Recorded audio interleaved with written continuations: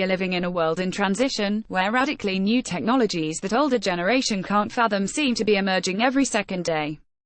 As these technologies show huge potential to improve how we live, young people across the world are getting impatient with the slowness of implementation of concepts like cryptocurrency or blockchain that they feel reflect the spirit of New Age freedom that they cherish. There is no doubt that a lot of resistance faced by these technologies is because of the ignorance and resulting fear of unknown that old people have.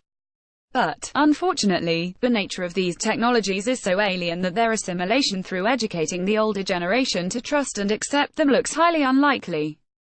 So, it looks to be a long drawn-out process before they can really become mainstream modes of transaction. As young people can sense the resistance, they are now getting frustrated. One dangerous side effect of this frustration is a rebound love that youth is showing for the idea of cryptocurrency. Writing a word against it invites ire of youth that looks at it as a key to freedom from oppressive systems like nations and governments. This rebound love that youth has bestowed upon currencies like bitcoins has resulted in them gaining empowerment as instruments of transaction a bit too quickly, as they have not gone through due diligence that such an instrument must get before collective acceptance. There is a strong possibility that we are heading for troubled time ahead. As cryptocurrencies are just entering the chaotic world of human transactions, the biggest problem ahead is making them work for transaction between two real human beings are made from flesh and blood living in the real world. And, a news item from Gujarat throws up an interesting question.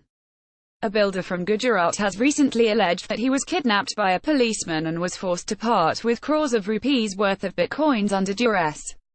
While the truthfulness of the allegations are subject to investigation and judicial process, they point out what is physically possible when a cybercurrency is stored in intangible form over a network beyond statutory control and can be transferred by mere ratification of a password.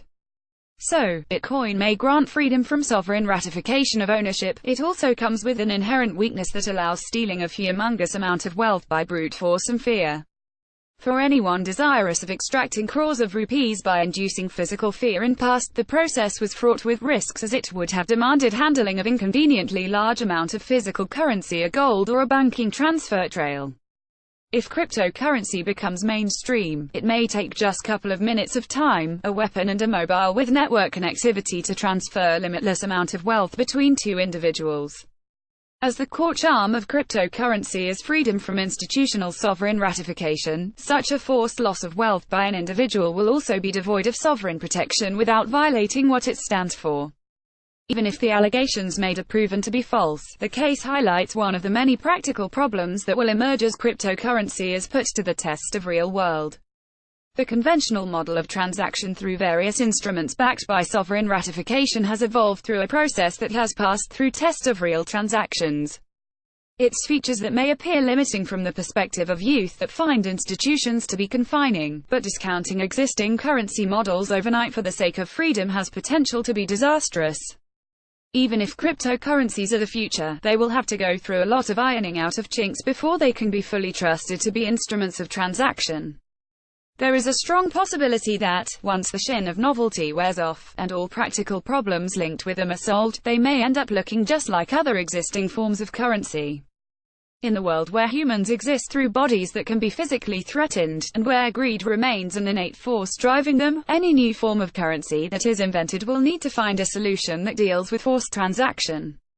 At this point, even the conventional cyber transactions validated by institutional authorities are not secure enough to be fully trusted to run our economies, so, the emerging chant in favor of cryptocurrencies appears to be immature. Even if young people can foresee that cryptocurrency is the inevitable future, they must realize that it must pass through a process of evolution. The emotional connect that links it with freedom from authorities isn't justification enough for it to replace existing modes of transactions. Wealth and ownership are the most serious social conventions that can't be risked for the sake of love for freedom stemming from hate for authorities. Disclaimer: views expressed above are the author's own.